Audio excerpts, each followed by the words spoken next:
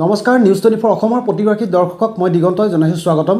আজিৰ বাৰ্তালাপৰ বিশেষ অনুষ্ঠানৰ মাজলৈ আজি আমি আমন্ত্ৰণ কৰি আনিছোঁ এগৰাকী সমাজকৰ্মী ব্যক্তি, লগতে 90 দশকৰ পৰা তেখেতে শিক্ষকতা বৃত্তিৰ লগত জড়িত থাকি এতিয়া বৰ্তমান চিতলপথাৰ হাইস্কুলত তেখেতে প্ৰধান শিক্ষকৰ দায়িত্ব তেখেতে লৈ আছে। লগতে তেখেতৰ তত্ত্বাৱধানত বহুকেইগৰাকী শিক্ষাৰ্থীয়ে জীৱনৰ যি সুবাদ, জীৱনৰ উজ্জ্বল ৰাস্তা তেওঁলোকে লাভ কৰিবলৈ সক্ষম হৈছে। লগতে ছাত্ৰ ছাত্ৰীসকলৰ শৈক্ষিক দিশত উন্নয়নৰ শৈক্ষিক দিশত যাত্ৰাত ছাৰে কেইবাটাও প্ৰশংসনীয় কাৰ্যসূচী, কেইবাটাও প্ৰশংসনীয় পদক্ষেপ ছাৰে গ্ৰহণ কৰিছে। আজি ছাৰ আমাৰ সৈতে আছে। ছাৰক আমি ইমানখিনি সময় দিয়াৰ বাবে আপোনাক ধন্যবাদ জ্ঞাপন কৰিছোঁ। আমি অনুষ্ঠান পোনপ্ৰথমে আৰম্ভ কৰিব বিচাৰিছোঁ। নমস্কাৰ। যাতে মই নিউজ 24লৈ অভিনন্দন জ্ঞাপন কৰিলোঁ। লগতে সকলোলৈকে মই মোৰ ফালৰ পৰা নতুন বছৰৰ শুভেচ্ছা জ্ঞাপন কৰিলোঁ। হয়, ধন্যবাদ জনাইছোঁ। আপোনালোক থাকিল নৱবৰ্ষৰ সেয়া ভৰা শুভেচ্ছা। আমি অনুষ্ঠান পোনে পোনে আৰম্ভ কৰিব বিচাৰিছোঁ। ছাৰ, আমি দৰ্শকসকলৰ বাবে জানিব বিচাৰিছোঁ আপোনাৰ জন্ম, শৈশৱ আৰু এই সোণোৱালী সময়ছোৱা আপুনি কেনেকৈ ক'ত অতিবাহিত কৰিছিলে? হয়, মই জন্ম মোৰ গোলাঘাট জিলাৰ গুৰজুগিনা মৌজাৰ কচুগুৰা গাঁৱত হৈছিলে। আৰু জন্মৰ পৰাই মই যথেষ্ট ৰাইজৰ বা সকলোৰে মৰমৰ আছিলোঁ, যিহেতু মই ঘৰখনৰ অকলশৰীয়া একমাত্ৰ ল'ৰা আছিলোঁ। মোৰ বাই ভনী 4জনী আছিলে, ল'ৰা মাত্ৰ মই আছিলোঁ। আৰু দেউতা মাৰ পৰা ধৰি সকলো বাই ভনীয়ে মোক যথেষ্ট মৰমকৈ ডাঙৰ দীঘল কৰিছিলে। লগতে লাহে লাহে যেতিয়া ডাঙৰ হৈ আহিলোঁ, তেতিয়া মই স্কুলত প্ৰথম পৰ্যায়ত প্ৰাথমিক স্কুলত নাম লগালোঁ। আৰু তাৰ পৰাই মোৰ শিক্ষাবৃত্তি আৰম্ভ হয়। আৰু তাতেই মই কচুগুৰা গাঁৱৰ একমাত্ৰ শিক্ষানুষ্ঠান কচুগুৰা প্ৰাথমিক বিদ্যালয়তে নাম ভৰ্তি কৰিছিলোঁ। তাৰ পৰাই ক্ৰমান্বয়ে মই লুকুমাই মাধ্যমিক বিদ্যালয়টোত নাম লগালোঁ। তাৰপিছত গৈ মই আমাৰ এই অঞ্চলৰে এটা ভাল অনুষ্ঠান গুৰজুগিনা হায়াৰ ছেকেণ্ডেৰীত নাম ভৰ্তি কৰি তাৰ পৰাই মই সুখ্যাতিৰে মেট্ৰিক পৰীক্ষা পাছ কৰি DKD কলেজত দেৰগাঁৱৰ তাত মই বিজ্ঞান বিভাগত নাম লগাই তাৰ পৰা BSc কমপ্লিট কৰি 1989 চনত মই তাৰ পৰা DKD কলেজৰ পৰা ওলালোঁ। আৰু লগতে তাৰ পাছত মই B.Ed কমপ্লিট কৰি বৰ্তমান মই এখন বিদ্যালয়ৰ দায়িত্ব অৰ্পণ কৰি পেলাই দায়িত্ব লৈ আছোঁ। আৰু এই সময়ছোৱাতে যথেষ্ট কষ্ট কৰি এটা পৰ্যায় পাবলৈ যথেষ্ট কষ্ট কৰিবলগীয়া হৈছিল। আৰু সেই কষ্টৰ মাজেদিয়ে হয়তো মই চাকৈ আজি ৰাইজৰ সেৱাৰ বাবে আগবাঢ়ি আহিব পাৰিলোঁ। ছাৰ, আপুনি ছাত্ৰ জীৱন শেষ কৰি শিক্ষকতাৰ যি বৃত্তি আপোনাৰ, সেই বৃত্তি আপুনি জড়িত হোৱাৰ ছাত্ৰ জীৱন আৰু শিক্ষকতা বৃত্তিৰ জড়িতৰ সময়ছোৱা, সেই সময়ছোৱাৰ কেনেকুৱা ঘাত প্ৰতিঘাত আপুনি লাভ কৰিছিলে? হয়, প্ৰথম যেতিয়া ছাত্ৰ অৱস্থা আছিলোঁ, তেতিয়া আমি এটা গাঁৱৰ পৰা যোৱা, গাঁৱত পঢ়া ল'ৰা ছোৱালী, গতিকে আমি যথেষ্ট কষ্ট কৰি আমি ছাত্ৰ অৱস্থাত কষ্ট পাইছিলোঁ। আৰু সেই কষ্টৰ ফলতে আমি শিক্ষা গ্ৰহণ কৰিবলৈ যথেষ্ট অনুপ্ৰেৰণাও পাইছিলোঁ, যিহেতু কামৰ মাজতে আমি পঢ়িছিলোঁ। তাৰপিছত ক্ৰমান্বয়ে ঘৰুৱা অৱস্থা বৰ ভাল নাছিলে, নথকাৰ কাৰণে আমাক সিমানখিনি সুবিধাও দিব পৰা নাছিলে। তথাপিতো আমি কিন্তু খুব কষ্ট কৰি নিজৰ চেষ্টাৰ বলত আমি এটা পৰ্যায়লৈ যাবলৈ নিজে সক্ষম হৈছিলোঁ। আৰু ক্ৰমান্বয়ে যেতিয়া কলেজ পৰ্যায় পাইছিলোঁগৈ, কলেজতো ঠিক সেই একেধৰণে হৈছিলে। আমি কলেজত মই যিহেতু বিজ্ঞান বিভাগত নাম লগাইছিলোঁ, আৰু বিজ্ঞান বিভাগত নাম লগোৱাৰ পিছত যথেষ্ট এটা টান কোৰ্চ বুলি ক'বলৈ গৈছোঁ। যথেষ্ট সুবিধা লাগে, কিন্তু সকলো সুবিধা মোক ঘৰৰ পৰা দিব পৰা নাছিলে। কিন্তু তথাপিতো তাৰ মাজতে মই নিজেই কষ্ট কৰি বিভিন্নজনৰ অনুপ্ৰেৰণা লাভ কৰি তাৰ পৰাই মই সুখ্যাতিৰে BScটো কমপ্লিট কৰি আগবাঢ়ি যাবলৈ সক্ষম হৈছিলোঁ। হয়, ধন্যবাদ জনাইছোঁ ছাৰ। ছাৰ, আপুনি শিক্ষকতা বৃত্তিৰ লগত জড়িত হৈ থকাৰ অৱস্থাত বা বৰ্তমান সময়ছোৱালৈকে আপুনি যিহেতু চাহ জনগোষ্ঠীৰ বা যি চাহ বাগিচাৰ এখন স্কুলত আপুনি বৰ্তমান প্ৰধান শিক্ষক হিচাপে কৰ্মৰত, এই সময়ছোৱাত আপুনি চাহ জনগোষ্ঠীৰ ছাত্ৰ ছাত্ৰীসকলৰ উত্তৰণত বা শৈক্ষিক দিশৰ যি আগবঢ়াই যোৱাৰ ক্ষেত্ৰত আপুনি বিভিন্ন ধৰণৰ প্ৰশংসনীয় পদক্ষেপ আপুনি গ্ৰহণ কৰিছে। এইসমূহৰ বিৱৰণ আপুনি কেনেকৈ ধৰণৰ দিব, যে ছাত্ৰ ছাত্ৰীসকল যিহেতু দেখিবলৈ পোৱা যায় চাহ জনগোষ্ঠীৰ ছাত্ৰ ছাত্ৰীসকল কিছুমান ক্ষেত্ৰত শিক্ষাৰ পৰা কিছুমান আঁতৰি থকা হয় বা তেনেকুৱা এটা পৰিৱেশত তেওঁলোকে ডাঙৰ দীঘল হৈছে, সেই পৰ্যায়ৰ পৰা আপোনালোক কি ধৰণে স্কুললৈ অনাৰ বা সেই তেনেকুৱা ব্যৱস্থা আপুনি গ্ৰহণ কৰিছে? হয়, এটা ভাল প্ৰশ্ন কৰিছে। যে আমি যিটো অঞ্চলত মই বৰ্তমান শিক্ষকতা কৰি আছোঁ, বা মই দায়িত্বভাৰ লোৱাৰ আগতে মই শিক্ষকতাৰ দায়িত্বত আছিলোঁ। তাৰপিছতে মই প্ৰধান শিক্ষকৰ দায়িত্ব লৈছিলোঁ। কিন্তু এই সময়ছোৱাত মই যিখিনি ছাত্ৰ ছাত্ৰী লগ পাইছিলোঁ, বেছিভাগ ছাত্ৰ ছাত্ৰী আমাৰ চাহ বাগানৰ পৰা অহা ল'ৰা ছোৱালী আছিলে। খুব ভাল লাগিছে এটা কথাত যে মই প্ৰথম অৱস্থাত যিধৰণে পাইছিলোঁ ছাত্ৰ ছাত্ৰীসকলক, এই ছাত্ৰ ছাত্ৰীসকলৰ উত্তৰণৰ যি দেখিলোঁ, বৰ্তমান পৰ্যায়ত যথেষ্ট আগবাঢ়ি গৈছে। আৰু তাৰ কাৰণে আমি বিভিন্ন পদক্ষেপ হাতত লৈছিলোঁ। সেই নিজৰ আমাৰ অঞ্চলটোৰ বিদ্যালয়ৰ আশে পাশে থকা আমাৰ যিখিনি কমিউনিটি, এই কমিউনিটিৰ লগত আমি টাচ কৰিছিলোঁ। টাচ কৰি আমাৰ বিদ্যালয় পৰিচালনা সমিতি, আমি শিক্ষক সমাজ আৰু লগতে অভিভাৱকসকলক লগত লৈ কেইবাখনো বিভিন্ন প্ৰকাৰৰ ঠাইত মিটিং কৰি বা আমাৰ বিদ্যালয়টো নিজৰে আমি অভিভাৱক সভা আহ্বান কৰি এটা সজাগতামূলক সৃষ্টি কৰি যাতে ছাত্ৰ ছাত্ৰীসকলৰ কোনো ধৰণৰ অসুবিধা নোহোৱাকৈ বিদ্যালয়লৈ আহিব পাৰে, সেই সম্পৰ্কে আমি বিভিন্নজনৰ লগত আলোচনা কৰি ছাত্ৰ ছাত্ৰীসকলক বিদ্যালয়লৈ অনাত বহুত জোৰ দিছিলোঁ। বৰ্তমান সেইটো আমি এটা সুফল পাইছোঁ। প্ৰথম পৰ্যায়ত হয়তো আমি অকণমান কষ্ট কৰিবলগীয়া হৈছিলে, তথাপি এতিয়াও কিন্তু আমাৰ চাহ বাগানৰ কিছুমান অঞ্চলত আমি অকণমান আকৌ বেছি সজাগতাৰ ধৰণৰ কিছুমান কাৰ্যমূলক ব্যৱস্থা হাতত ল'বলগীয়া হৈছে, যিটোৱে হয়তো এই ছাত্ৰ ছাত্ৰীসকলক আগলৈ আৰু উৎসাহ দি পেলাই আমাৰ বিদ্যালয়ত অহাত সুবিধা কৰিব।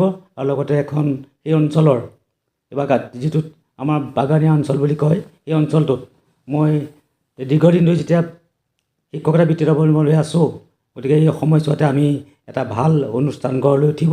আৰু আমাৰ এই অনুষ্ঠানটো বৰ্তমান আপোনালোকে জানি ভাল পাব যে আমাৰ এই অনুষ্ঠানটো বৰ্তমান প্ৰধানমন্ত্ৰীৰ ৰাইজিং ইণ্ডিয়া যি আছে, যি আঁচনি, এই আঁচনি অন্তৰ্ভুক্ত হ'ল। অৰ্থাৎ আমাৰ স্কুলখন PMC স্কুললৈ ৰূপান্তৰ হ'ল। আৰু খুব মোৰ কি সৌভাগ্য যে মই আৰু 2 মাহৰ পিছত ৰিটায়াৰমেণ্ট ল'ম। আৰু ৰিটায়াৰমেণ্ট লোৱাৰ পিছত আগমুহূৰ্ততে মই এটা খুব গৌৰৱান্বিত যে মোৰ দিনতে মই এই স্কুলখন এটা ভাল অনুষ্ঠানলৈ PMC স্কুলৰ পৰ্যায়লৈ নিব পাৰিলোঁ। হয়, ধন্যবাদ জনাইছোঁ ছাৰ। ছাৰ, যিহেতু আপুনি শিক্ষকতাৰ দৰে এটা বৃত্তিৰ সৈতে আপুনি জড়িত, যিহেতু যি বৃত্তিত হয় দেওবাৰৰ বাদে বা কিছুমান বিশেষ বন্ধৰ বাৰত বেলেগ ছুটি পোৱা নাযায়, সেই সময় আপুনি পৰিবাৰৰ লগত বা পৰিয়ালৰ লগত ক'ৰবাত ফুৰিবলৈ যোৱা তেনেকুৱা কামত হয়তো আপুনি ব্যস্ত নাথাকি দেখিবলৈ পোৱা যায় যে আপুনি বিভিন্ন ধৰণৰ গাম্ভীৰ্যপূৰ্ণ অনুষ্ঠানত, সভাবিলাকত আপুনি অংশগ্ৰহণ কৰে। আপুনি সময় যিটো মেনেজমেণ্ট বা যিটো টাইম মেনেজমেণ্ট, সেইটো আপুনি কেনেধৰণে নিজে কণ্ট্ৰল কৰে? হয়, মই আচলতে বিদ্যালয়খন এৰি কলৈকো যাবলৈ বহুত টান পাওঁ। যিহেতু ঘৰখন পাই থকা যায় যদিও সঠিক সময় দিব নোৱাৰিব পাৰোঁ, কিন্তু ঘৰখন পাই থকা যায়। তথাপি বিদ্যালয়খন কিন্তু অতি আপোন, অতি আগ্ৰহেৰে লৈছিলোঁ। আৰু বিদ্যালয়ৰ সময় বেছি দিয়া যায়, কিন্তু ঘৰত সময় কম দিয়া যায়। তাৰ মাজতেই ঘৰ এখন যেতিয়া আমি বসবাস কৰি থাকোঁ, ঘৰখনৰ সকলোকে কিছুমান সুবিধা দিয়াটো আমাৰ এটা দায়িত্ব আহি পৰে। আৰু সেয়েহে আমি সময়ৰ অভাৱ যদিও তাৰ মাজতে বিশেষ কিছুমান সময় উলিয়াই তাৰ মাজতে আমি পৰিয়ালক সময় দিওঁ। আৰু লগতে পৰিয়ালত যেতিয়া আমাৰ ল'ৰা ছোৱালী আছে, এইখিনিকো আমি কি কৰিবলগীয়া হয়, কিছুমান পৰ্যায়ত তেওঁলোককো আমি চোৱা চিতা কৰিবলগীয়া হয়। কিন্তু মই বেছিভাগ মোৰ জীৱনত ছাত্ৰ ছাত্ৰীসকলক বেছি গুৰুত্ব দিলোঁ। আৰু মই এতিয়াও হয়তো ছাত্ৰ ছাত্ৰীসকলে ক'ব যে ছাৰ কিন্তু বিদ্যালয়ত অনুপস্থিতিত খুব কমেই হওঁ, অনুপস্থিত মই নাথাকোৱেই, প্ৰায়ে বিদ্যালয়ত থাকোৱেই। গতিকে মই সকলোকে সামৰি সামাজিক দিশতো ৰাইজৰ লগত থাকিবলগীয়া হয়। যিকণ সময় স্কুলত থাকোঁ সেইখিনি স্কুলৰ কাম কৰোঁ, আৰু বাকীখিনি সময় মই ঘৰলৈ আহিলে ৰাইজৰ কাম আৰু পৰিয়ালৰ কামত নিজকে অৰ্পণ কৰোঁ। ছাৰ, যিহেতু শিক্ষক আৰু ছাত্ৰৰ যিটো সম্পৰ্ক, ছাত্ৰ ছাত্ৰী আৰু শিক্ষকৰ মাজত যিটো সম্পৰ্ক দেখিবলৈ পোৱা যায়, আপোনাৰ সৈতে আপোনাৰ যিখন বিদ্যালয়ত আপুনি কৰ্মৰত, সেইখন বিদ্যালয়ত ছাত্ৰ ছাত্ৰীসকলৰ সৈতে আপোনাৰ ঘনিষ্ঠতা যথেষ্ট আছে। আমি ইতিমধ্যে নিজেও স্বচক্ষুৰে আমি দেখিছোঁ। কেতিয়াবা দেখিবলৈ পোৱা যায় যে ছাত্ৰ আৰু শিষ্যৰ মাজত যিটো এটা ভয় ভাৱ থাকে, কিন্তু আপোনাৰ ক্ষেত্ৰত সেয়া সম্পূৰ্ণ বিপৰীত। এই ক্ষেত্ৰত আপোনাৰ কি মতামত হ'ব? হয়, প্ৰথম কথা হ'ল যে ছাত্ৰ ছাত্ৰীসকল শিক্ষকৰ মাজত বা শিক্ষকজনৰ মাজত ছাত্ৰ ছাত্ৰীসকল সোমাই পৰিব লাগিব। যিহেতু সেই অনুষ্ঠানটোত থকা ছাত্ৰ ছাত্ৰীসকল যদি শিক্ষকজনক সন্মান নকৰে, শিক্ষকজনলৈ ভয় নকৰে, বা শিক্ষকৰ প্ৰতি থকা যিটো আগ্ৰহ সেইটো নাথাকে, তেতিয়াহ'লে তেওঁলোকে কি হ'ব, কিছুমান ক্ষেত্ৰত শিক্ষা গ্ৰহণ কৰি যথেষ্ট অসুবিধা পাব। সেইটো কৰিবৰ কাৰণে মই কিছুমান নিজাববীয়াকৈ ব্যৱস্থা কৰি লৈছিলোঁ। সেইটো হ'ল যে শৈক্ষিক দিশৰ লগতে বা শৈক্ষিক বাতাবৰণটো বিয়পাই তুলিবৰ কাৰণে কিছুমান কৌশল অৱলম্বন কৰিবলগীয়া হয়। সেই কৌশলখিনি আমি নিজেই সৃষ্টি কৰি ল'বলগীয়া হয়, যিটো সৃষ্টি কৰি লৈ ছাত্ৰ ছাত্ৰীসকল যাতে আমাৰ প্ৰতি মনোগ্ৰাহী হয় আৰু এই মনোগ্ৰাহৰ ফলতে তেওঁলোক যাতে বিদ্যালয়খনলৈ আহিব বিচাৰে। গতিকে সেইটো এটা আমি পদক্ষেপ ল'বলগীয়া হয় আৰু মই ভাবোঁ মোৰ নিচিনাকৈ সকলো শিক্ষকেই সেই পদক্ষেপটো ল'বলৈ অকণমান আগ্ৰহী হোৱাটো ভাল। মই অৱশ্যে এইটো পৰামৰ্শ দিয়া নাই কাকো। গতিকে কথাটো হ'ল যে মই যিটো নিজে কৰি পাইছোঁ যে ছাত্ৰ ছাত্ৰীসকলৰ মাজত যেতিয়া মই নিজে সোমাই পৰিলোঁ বা ছাত্ৰ ছাত্ৰীসকলক মোৰ প্ৰতি আকৰ্ষিত হ'বলৈ তেওঁলোকে সুবিধা পালে, ক্লাছত সোমাই গ'লে ছাত্ৰ ছাত্ৰীসকলে মোলৈ ভয় নকৰি অন্ততঃ ছাৰে কি ক'ব সেই শুনিবলৈ ইচ্ছা কৰে বা ছাৰে কি বুজাব আজি এইটো শুনিবলৈ বিচাৰে। সেই বস্তুটো যাতে সকলো শিক্ষকৰ প্ৰতি আহে সেইটো মই কামনা কৰিম। আৰু লগতে উঠি অহা প্ৰজন্মৰ যিসকল নতুন শিক্ষক, বহুত শিক্ষক নতুনকৈ নিযুক্তি হৈছে, সেই শিক্ষকসকলকো মই আহ্বান জনাম যে তেওঁলোকেও যাতে ছাত্ৰ ছাত্ৰীসকলক আগ্ৰহী কৰি তুলিব পৰা এটা বা পাঠদানৰ কাৰ্যসূচী চলাব পৰা এটা শ্ৰেণীকোঠা তৈয়াৰ কৰি লয়, য'ত ছাত্ৰ ছাত্ৰীসকল শ্ৰেণীকোঠা এৰি যাতে ক'লৈকো যাবলৈ মন নকৰে। তেনেকুৱা এটা পৰিৱেশ পালে নিশ্চয় ছাত্ৰ ছাত্ৰীসকলে শিক্ষকজনক ভাল পাব আৰু লগতে সেই ব্যৱস্থাটোৰে সকলোৱে ল'লে শৈক্ষিক দিশতো উত্তৰণ যথেষ্ট কৰিব পাৰিব। হয়, ধন্যবাদ জনাইছোঁ ছাৰ। যিহেতু আপুনি ইতিমধ্যে উল্লেখ কৰিছে 2 মাহৰ পিছত আপোনাৰ অৱসৰ আপুনি গ্ৰহণ কৰিব। অৱসৰ গ্ৰহণ কৰাৰ পিছত আপোনাৰ পৰৱৰ্তী কিবা পৰিকল্পনা আপুনি মানত কৰিছে নি? হয়, অৱসৰ মানে ক'বলৈ গ'লে বৰ এটা বিষাদৰো নহয়, ঠিক এটা বেলেগ শব্দ, যিটো অৱসৰ মানে শেষ হ'ল আৰু শেষ হ'ল মানে মোৰ কৰ্মজীৱনটোৱে শেষ হৈছে। সেই কৰ্মজীৱন আকৌ চৰকাৰী কৰ্মজীৱনৰ কথাহে কৈছোঁ। চৰকাৰী কৰ্মজীৱনটোহে মোৰ শেষ হৈছে, কিন্তু জীৱনত বহুত কৰিবলগীয়া থাকে, যিখিনি হয়তো মই চাকৰি কাৰ্যকালত কৰিব পৰা নাছিলোঁ। সেই কামখিনি চাকৰি অৱসৰ হোৱাৰ পিছত সমাজৰ কাৰণে, ৰাইজৰ কাৰণে, দেশৰ কাৰণে, ছাত্ৰ ছাত্ৰীৰ কাৰণে বা স্বদেশৰ কাৰণে যিখিনি কৰিব লাগে সেইখিনি কাম কৰিবলৈ হয়তো মই যথেষ্ট সময় পাম। আৰু মই আশা ৰাখিছোঁ ভগৱানে যদি স্বাস্থ্যটো ভালে ৰাখে, নিশ্চয় মই সামাজিক দিশত সামাজিক উত্তৰণৰ কাৰণে যথেষ্ট ত্যাগ কৰিবলৈ অকণমান মনোগ্ৰাহী হৈ আছোঁ। গতিকে সেইখিনি মই কাৰ্য কৰি যাম বুলি অকণমান ভাবিছোঁ আৰু কি হয় নাজানো, তথাপি স্বাস্থ্যৰ প্ৰতি কথা আছে। তাৰোপৰি শৈক্ষিক দিশৰ যিটো মোৰ স্কুলৰ প্ৰতি যিটো আগ্ৰহ আছে, এই ছাত্ৰ ছাত্ৰী বুলিলে মনলৈ এটা বেলেগ ধৰণৰ কথা আহে, যিটো হয়তো আমি কিজানি সেইটো মই অৱসৰ লোৱাৰ বহুত দিনলৈকে ভোগ কৰিব লাগিব যে মই ছাত্ৰ ছাত্ৰীসকলক এৰিলোঁ। এই ছাত্ৰ ছাত্ৰীসকল কিন্তু এৰি নিদিওঁ। সেইসকল ছাত্ৰ ছাত্ৰী সদায় আমাৰ লগত থাকিব, মোৰ লগত। মই সেইটো ৰাখিবলৈ চেষ্টা কৰিম। আজি মই যিখন বিদ্যালয়ত কৰি আছোঁ সেইখন বিদ্যালয় নহ'লেও অন্য বিদ্যালয়ত হ'লেও যিমান দূৰ পাৰোঁ সহায় সাৰথি কৰি ছাত্ৰ ছাত্ৰীৰ মাজতেই থাকিব লাগিব। লগতে আমি এখন গাঁৱত বাস কৰিছোঁ, এখন সমাজত বাস কৰিছোঁ। গতিকে মোৰ নিজৰ ঘৰখনক যেনেকৈ মই এটা সুন্দৰ পৰিৱেশলৈ নিবলৈ চেষ্টা কৰিছোঁ, ঠিক এখন মোৰ সমাজখনকো মই এটা সুন্দৰ পৰিৱেশলৈ কিদৰে নিব পাৰি তাৰ কিছুমান ধাৰণা পৰিছে আৰু সেইখিনি হয়তো সমস্যাকৈ নিশ্চয় মোক সুবিধা কৰি দিব। ইয়াৰ মাজতে এটা কথা কওঁ যে মই যিহেতু সামাজিক দিশৰ লগত জড়িত হৈ আছিলোঁ, গতিকে তাত কিছুমান মোৰ বস্তু আহি পৰিছিলে। সেইটো প্ৰথম বস্তুটো আহিলে আধ্যাত্মিক দিশটো। আধ্যাত্মিক দিশটোৰে মোক বহুত আকৰ্ষিত কৰিলে বা কৰিও আছিলে। সেইটো মোৰ সৰুৰ পৰাই আছিলে, যিটো মোৰ জন্মগতভাৱে পোৱাৰ নিচিনা। যিহেতু মোৰ দেউতা এজন বৰ আধ্যাত্মিক দিশৰ বা ধৰ্মীয় দিশৰ লগত জড়িত হৈ থকা এজন ব্যক্তি আছিলে আৰু তেখেতৰ অনুপ্ৰেৰণাতে মই গোটেই জীৱনটো প্ৰায় আধ্যাত্মিক দিশতে সোমাই থাকিলে। আৰু সদায় চিন্তা কৰোঁ যে আমাৰ ভাৱাদৰ্শ, যিটো ভাৱৰ মত, সেই মতটো যাতে সদায় ভগৱানৰ নামতেই আমি অৰ্পণ কৰি লৈ কামত নিজৰ কৰ্ম কৰি যাব পাৰোঁ, সেইটো সদায় চিন্তা কৰোঁ। আৰু আনকো মই এই বিষয়ে ক'বলৈ যাম যে সকলোৱে প্ৰথম কথা হ'ল নিজৰ ভাৱখিনি, নিজৰ মানসিকতাটো কেনেকৈ পৰিৱৰ্তন কৰিব পাৰি। ভাৱাৰ্থটোত কিছুমান বস্তু আহি পৰে, সেই ভাৱ ধাৰণাটো সদায় সকলোৰে একে নহয়। সেই ভাৱধাৰণাটো শুদ্ধ ৰূপত হ'ব লাগে, মই সেইটোহে কামনা কৰোঁ। সদায় ভাৱধাৰাবিলাক শুদ্ধ হ'ব লাগে, যিটো ভাৱধাৰাই সমাজৰ, পৰিয়ালৰ বা অন্য মানুহৰ উপকাৰ কৰে, সেই ভাৱধাৰা যাতে ভগৱানে সকলোকে দিয়ে মই সেইটোৱে সদায় চিন্তা কৰোঁ। হয়, ধন্যবাদ জনাইছোঁ ছাৰ। আপোনাৰ মন্তব্যই নিশ্চয় আমাৰ দৰ্শকসকলক আপ্লুত কৰিব। ছাৰ, আপুনি যিহেতু 90 দশকৰ পৰা এই বৃত্তিৰ লগত জড়িত হৈ আছে, 90 দশকৰ পৰা বৰ্তমানলৈকে আপোনাৰ এই যাত্ৰাত চিৰস্মৰণীয় এনে কিছু কথা আছে নেকি, যি কথাই বা যি ঘটনাই আপোনাৰ জীৱনৰ আদি পাঠলৈকে সেয়া ক্লিয়াৰ কৰি থাকিব? হয়, আছে। তেনেকুৱা কিছুমান সমস্যা নহা নহয়। যে কৰ্মজীৱনত থাকেই বা ঘৰ এখনৰ যেতিয়া মুৰব্বী হয়, ঘৰখনৰ মুৰব্বীও কিছুমান বোজা ল'বলগীয়া হয়। ঠিক মোৰ জীৱনতো মই তেনেকৈ চাকৰিত যেতিয়া প্ৰথম যোগদান কৰিছিলোঁ, সেইটো 91 চনত কৰিছিলোঁ। 91 চনৰ পৰা একাধিক ক্ৰমে চলি আছিলে। প্ৰথম সময়ছোৱাত মইতো শিক্ষক হিচাপে আছিলোঁ। কিবা ভাগ্য বলতেই হওক বা কিবা কাৰণতে হওক মোৰ আগৰজন যেতিয়া ৰিটায়াৰ হৈ গ'ল, তেতিয়াৰ পিছত মই এই স্থানটো ল'বলগীয়া হ'ল। আৰু স্থানটো লোৱাৰ পিছতেই মোৰ এটা যেনেকৈ নাও এখন প্ৰথম উঠোঁতে মানুহ কিবা কাৰণে ডুবি যায় আৰু নামোতে নুডুবা বুলি কয়, ঠিক মই প্ৰথম নাওখনত ভৰি দিছিলোঁহে।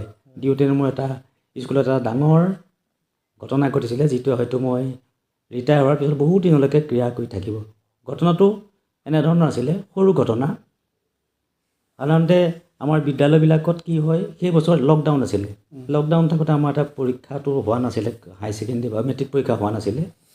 সেই সময়তে অৰ্ডাৰ আহিলে যে স্কুলবিলাকত এটা ৰিজাল্ট মানে এটা স্কুলে নিজে বাছনি কৰি পেলাই ল'ৰা ছোৱালীখিনিক পাছ কৰাৰ পৰীক্ষা লৈ পেলাই পাছ কৰাৰ এটা সিদ্ধান্ত আহিছিলে।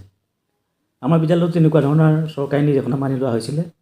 তাতেই অকণমান কিবা কাৰণত পেন মিষ্টেকেই হওক বা কিবা কাৰণতে এটা ভুল হৈছিলে। সেই ভুলটো হ'ল সেইটো কাৰণে এখন কমিটি গঠন কৰি দিছিলে। সেই কমিটিয়ে গোটেই পৰীক্ষা পদ্ধতিটো সলনি কৰি পেলাই পৰীক্ষা পদ্ধতিটো চাবলগীয়া হৈছিলে আৰু তাত ল'ৰা ছোৱালীবোৰ বাছনি কৰিবলগীয়া হৈছিলে মেট্ৰিক পাছ কৰিবলৈ। তাত আমাৰ বিদ্যালয়ৰ দুজন ছাত্ৰৰ নাম একে আছিলে, মানে একে নামৰ দুজন ছাত্ৰ আছিলে। সেই ছাত্ৰ দুজনৰ নামতে এজন ল'ৰা অলপ ভাল ল'ৰা আছিলে আৰু এজন অকণমান গেধা, মানে গেধা বুলি নকয়, ঠিক অকণমান দুৰ্বল আছিলে। দুৰ্বল ছাত্ৰজনে কি হ'ল, যেতিয়া পৰীক্ষাৰ মাৰ্কবিলাকৰ নাম্বাৰবোৰ ভৰোৱা যায়, কমিটিখনে কৰি আছিলে কামটো, গোটেই কমিটিখনে কৰিছিলে। তেতিয়া কৰোঁতে সেই কিবা কাৰণত মানে পেন মিষ্টেকেই হওক বা কিবা ভুলত এই বেছি ভাল ল'ৰাজন বেয়া হৈ গ'ল আৰু বেয়া ল'ৰাজন পাছ কৰি গুচি গ'ল। সেই বস্তুটো, সেই ক্ৰিয়াটোৱে আমাৰ বিদ্যালয়খনত অকণমান অপকাৰ কৰিছিলে। সেইটো যথেষ্ট মোক অপকাৰ কৰিছিলে, যিহেতু মোৰ গাৰ্জেনবিলাকে আহি পেলাই মোক যথেষ্ট প্ৰশ্নৰ সন্মুখীন হৈছিলোঁ। মই যথেষ্টখিনি মোক কৈছে আৰু যে কিয় এইটো হ'বলৈ পালে। তেতিয়া মই তেখেতসকলক কৈছিলোঁ যে আচলতে দায়বদ্ধটো আমাৰ ল'ৰা ছোৱালী 157জন ল'ৰা ছোৱালী আছিলে তেতিয়া, সেই বছৰ পৰীক্ষা দিয়া 157জন ল'ৰা ছোৱালী। চিলেকশ্যন কমিটিয়ে কৰিছিলে কামখিনি।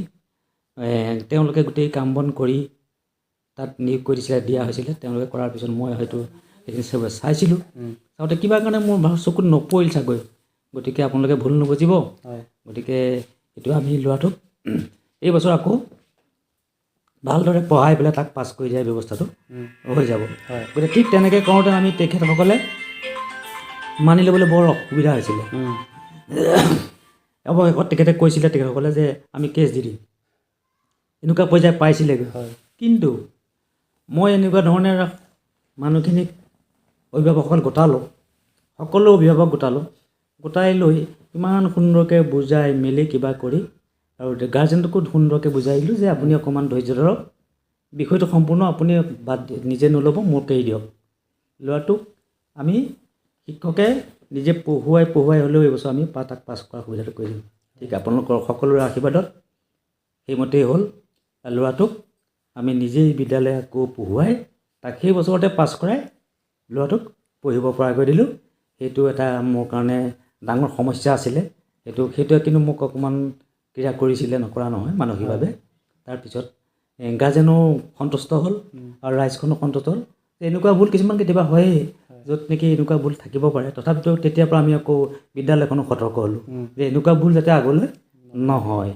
মই সেইখিনিতে এইটোহে গৌৰৱ কৰিম যে সেই সমাজখনত যিটো ভুল বুজাবুজি হৈছিলে, সেই ভুল বুজাবুজি সমস্যাটো যে আমি এটা বৃহৎ প্ৰক্ৰিয়াৰে মই সমাধান কৰি দিলোঁ, সেইটো মোৰ কাৰণে এটা ডাঙৰ ছাকচেছ। সেইটো মই গৌৰৱ কৰিব পাৰোঁ। সেইটো মোৰ কাৰণে চিৰস্মৰণীয় আছিলে। তাৰ বাহিৰে বেলেগ আমাৰ সৰু সুৰা কিছুমান আছে, সেইখিনিওতো ইমান চিৰস্মৰণীয় নহয়, কিন্তু সেইটো মোৰ প্ৰথম আৰু সেইটো মোৰ মনত ৰৈ যাব। হয় ধন্যবাদ জনাইছোঁ। এনে ঘটনা আচলতে যিকোনো ক্ষেত্ৰত এনে কিছু ঘটনা থাকে যি ঘটনাই জীৱনৰ আদি পাঠলৈকে সেয়া ক্ৰিয়া কৰি থাকে। ছাৰ বৰ্তমান যিহেতু সামাজিক মাধ্যম বা যিহেতু মোবাইল ফোনৰ যুগ বুলি ক'ব লাগিব, সামাজিক মাধ্যম বা ছ'চিয়েল মিডিয়াই বৰ্তমান ছাত্ৰ ছাত্ৰীসকলৰ শৈক্ষিক দিশৰ পৰা কিছু আঁতৰাই আনিছে নেকি? এই ক্ষেত্ৰত আপোনাৰ মতামত কেনেকুৱা হ'ব পাৰে? আচলতে এটা বস্তু, সেইটো বস্তু যিটো বস্তুক আমি ভাল কামত ব্যৱহাৰ কৰোঁ সি ভাল ফল দেখুৱাব, যিটো বেয়া কামত ব্যৱহাৰ কৰোঁ সেইটো বেয়া ফল দেখুৱাব। মিডিয়া, মোবাইল ফোনটোৱে এটা মিডিয়া আমাৰ সকলোৰে বৰ প্ৰয়োজনীয়, আৰু সদায় টিভি বাতৰি কাকত য'তে ত'তে এইটো দিয়ে থাকে যে কিয় এই ল'ৰা ছোৱালীবিলাকে এইটো এটা ডাঙৰ বেয়া পথলৈ গুচি গৈছে। কিন্তু মই এইটো নকওঁ যে মোবাইলৰ পৰা আমাৰ যথেষ্ট অসুবিধা হৈছে, কিন্তু অসুবিধা যথেষ্ট হৈছে আৰু তাৰ পৰিপ্ৰেক্ষিতত কিছুমান কিন্তু আমাৰ সুবিধাও হৈছে। মাত্ৰ ভুল এটাহে হৈছে যে আমি ব্যৱহাৰ কৰিব জনা নাই। ব্যৱহাৰ কৰিব নজনাৰ দুখতেই আমি সেই ছিষ্টেমটোক বেয়া বুলি ক'বলৈ যাবলগীয়া হৈছে। আৰু তাৰ কাৰণে অভিভাৱক, ছাত্ৰ ছাত্ৰীৰ, শিক্ষক সকলোৱে বিশেষ পদক্ষেপ লৈ কিছুমান সজাগতামূলক কাৰ্যসূচী হাতত লৈ সেই মোবাইলৰ ব্যৱহাৰৰ পৰা হোৱা উপকাৰ অপকাৰ এইবিলাক ছাত্ৰ ছাত্ৰীৰ মূৰত যদি ভালকৈ সোমাই দিয়া যায়, তেতিয়া হয়তো বহুত ছাত্ৰ ছাত্ৰী মোবাইলৰ পৰা আঁতৰি থাকিব।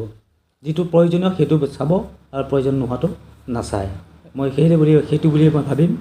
আৰু কিন্তু দেখা গৈছে কাৰোবাৰ কোনোবা ল'ৰা ছোৱালী বা অভিভাৱকৰ অভাৱত হওক, গাইডেন্সৰ অভাৱত হওক, সেই গাইডেন্সৰ অভাৱৰ কাৰণে হ'লেও ছাত্ৰ ছাত্ৰী কিন্তু বিপথে যোৱা আমি দেখা পাইছোঁ। আৰু তাৰ ফল কিন্তু আমি মোৰ স্কুলতো পাইছোঁ, বহুত ল'ৰা ছোৱালীয়ে মোবাইল ফোনৰ কাৰণেই বিপথে যাবলৈ বাধ্য হৈছে। সেইখিনিক আমি কি কৰিছোঁ যে আমি তেখেতসকলৰ গাৰ্জেনক মাতি আনি মোবাইলৰ বিষয়ে কোৱা হৈছে যে আপোনালোকে এইটো ব্যৱহাৰ এনেকৈ কৰিব, ল'ৰা ছোৱালীক চাব অকণমান।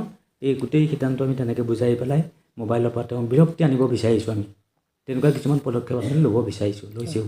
হয় ছাৰ, এতিয়া বৰ্তমান দেখিবলৈ পোৱা যে আজিৰ পৰা কিছুদিনৰ পূৰ্বে যোৰহাটত এটা সপ্তাহৰ বিৰতিৰ মূৰত আগত আপোনাৰ গ্ৰন্থমেলা এখন অনুষ্ঠিত হৈছিলে, তাৰপাছত এতিয়া এখন বাণিজ্য মেলা অনুষ্ঠিত হৈ গৈছিলে।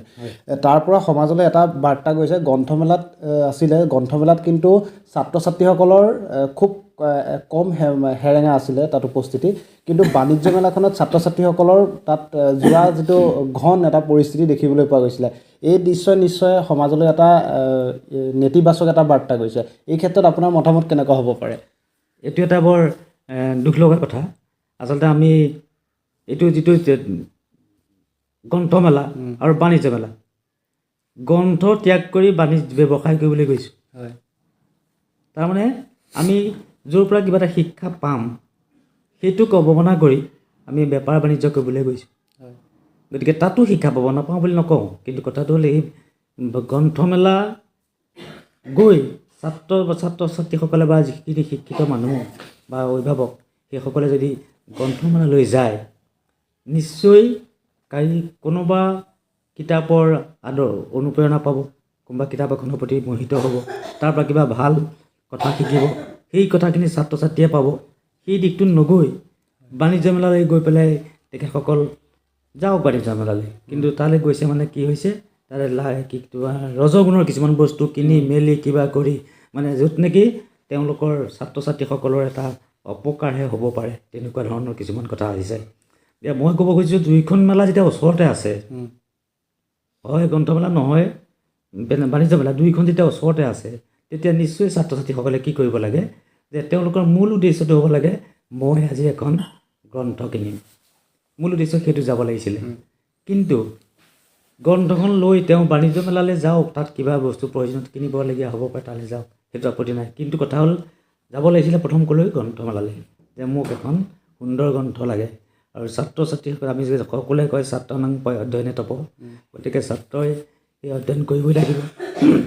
কি লাগিলে যায় যিয়ে নহওক, গ্ৰন্থমেলালৈ গ'লে তেওঁলোকৰ কিতাপৰ যেতিয়া সমূহ ভাণ্ডাৰ দেখিব, সমূহখিনি বিভিন্নজনৰ কিতাপ দেখিব, নিশ্চয় কিবা এখন ল'বলৈ মনত পৰিব যে কিবা এখন ল'বই, আৰু সেইখন লোৱা মানে তাৰ পৰা কিবা এটা শিক্ষা লাভ কৰিব। গ্ৰন্থ এনেকুৱা বস্তু যে কেতিয়াবা ক'ৰ পৰা চুৰকে আনিও পঢ়িবলগীয়া হয়। নিজৰ আৰ্থিক অভাৱলৈ চুৰ টানিও পঢ়িবলৈ মন যোৱা ব্যৱস্থাটো আহি যাবগৈ যদিহে গ্ৰন্থৰ প্ৰতি আকৃষ্ট হয়। গতিকে সেইটো ভাৱধাৰা আমি সৃষ্টি কৰিবলৈ যথেষ্ট ল'ৰা ছোৱালীক অনুপ্ৰেৰণা কৰিব লাগে। আচলতে আমি অভিভাৱকসকলক জনাওঁ সেই বিষয়ে, অভিভাৱকেও কৰিব লাগে এইটো কথা। গতিকে মই মোৰ ফালৰ পৰা সেইখিনি ক'লোঁ যে অভিভাৱকসকলেও এই ক্ষেত্ৰত সজাগ হ'ব লাগিব। হয়, ধন্যবাদ জনাইছোঁ ছাৰ। আমি অনুষ্ঠানৰ শেষৰ পৰ্যায়লৈ আহি পাইছোঁ। ছাৰ, আপুনি ইমানখিনি সময় দিয়াৰ বাবে আমি আপোনাক ধন্যবাদ জ্ঞাপন কৰিছোঁ। দৰ্শকসকলৰ উদ্দেশ্যে আপোনাৰ কিবা পৰামৰ্শ বুলি থাকিব নেকি? আচলতে সকলোকে মই এটা কথাই ক'বলৈ বিচাৰোঁ, আমি নিজে যদি ভাল হ'ব পাৰোঁ, এখন সমাজ নিশ্চয় ভাল হ'ব, এখন ঘৰ নিশ্চয় ভাল হ'ব, এটা পৰিয়াল নিশ্চয় ভাল হ'ব, নিজৰ সতি সন্তান নিশ্চয় ভাল হ'ব। গতিকে প্ৰথম কথা হ'ল যে নিজেও কেনেকৈ পৰিষ্কাৰ কৰি ল'ব পাৰি সেইটো সকলোৱে চোৱাটো ভাল। আৰু সকলোকে মই আহ্বান জনাম যে সকলো মানুহেইটো ভালেই, নিজেই ভাল, সকলোৱে নিজে ভাল বুলিয়ে ভাবোঁ আমি, কিন্তু তাৰ মাজতো যে আমাৰ কিছুমান থাকিব পাৰে অসুবিধা, সেইখিনি নহৈ আমি যাতে সকলোকে আগবঢ়াই নিব পাৰি, সকলোৰ লগতে মিলি থাকিব পাৰি, কাৰো ভেদাভেদবোৰ কমাই সকলো ধনী দুখীয়া কাৰো বিচাৰটো নকৰি সকলো যাতে আমি এখন সমাজ পাতি থাকিব পাৰোঁ, ভাই ভাই নিচিনাকৈ থাকিব, সেই বিষয়ে অকণমান চিন্তা কৰি আগুৱাই গ'লে মই যথেষ্ট মোৰ ফালৰ পৰা মই পৰামৰ্শ আগবঢ়াম। লগতে এইখিনিতে অকণমান জনাইছোঁ আপোনালোককো যে মোৰ অকণমান অসুবিধাৰ কাৰণে মই কথাবিলাক কওঁতে মাতটো অকণমান বহি আছিলে, সেইকাৰণে হয়তো কিছুমান কথা অকণমান শ্লিপ হ'ব পাৰে। তাৰ কাৰণে মই সকলোৰে ওচৰত ক্ষমাও বিচাৰিছোঁ যে মই মাতৰ অকণমান অসুবিধা হৈ আছে, মোৰ ভইচ কৰ্ডটা অকণমান খেলি মেলি হৈ আছে, ট্ৰিটমেণ্টত আছোঁ বৰ্তমান। গতিকে কিবা কওঁতে যদি অকণমান বহা দুটা হৈছে, সকলোৰে ওচৰত মই অকণমান ক্ষমা বিচাৰিছোঁ। হয়, ধন্যবাদ জনাইছোঁ। ছাৰৰ মহৎ বাক্যই নিশ্চয় দৰ্শকসকলৰ জীৱনত কোনোবাখিনিত প্ৰভাৱ পেলাব। গতিকে আজিৰ অনুষ্ঠানৰ পৰা আমি ইমানতে বিদায় ল'ব বিচাৰিছোঁ। ছাৰ শিক্ষকতা বৃত্তিৰ লগতে সমাজৰ ভিন্ন ক্ষেত্ৰত এটি উজ্জ্বল নক্ষত্ৰ হৈ জিলিকি থাকক। ছাৰৰ আমি সুস্বাস্থ্য কামনা কৰিছোঁ, সদায় এগৰাকী সুস্বাস্থ্য ব্যক্তি হৈ থাকক তাৰে কামনা কৰিছোঁ। ভিন্ন নতুন নতুন কাম ছাৰে কৰি যাওক সমাজৰ ভিন্ন ক্ষেত্ৰত। গতিকে এই অনুষ্ঠানৰ পৰা মই দিগন্ত ইমানতে বিদায় লৈছোঁ। চাই থাকিব কেৱল নিউজ 24 অসম। ধন্যবাদ।